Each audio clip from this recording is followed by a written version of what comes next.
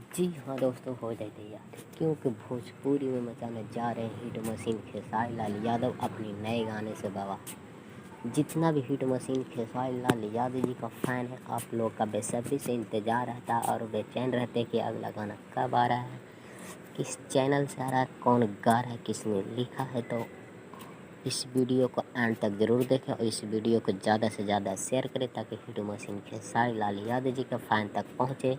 तो मैं बता दूं कि हिट मशीन खेसारी लाल यादव जी का न्यू सॉन्ग का पोस्टर आउट कर दिया गया। इस गाने का बोल है यूपी बिहार।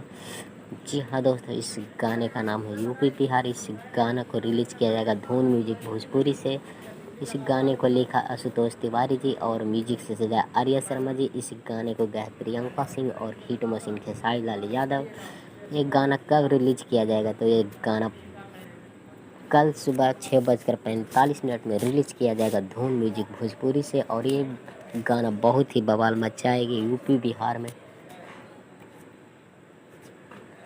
जी हाँ दोस्तों, ये गाना बहुत ही बवाल और बहुत ही झकास होने जा रहा है। ये गाना नथुनिया के जैसा बवाल मचाएगी।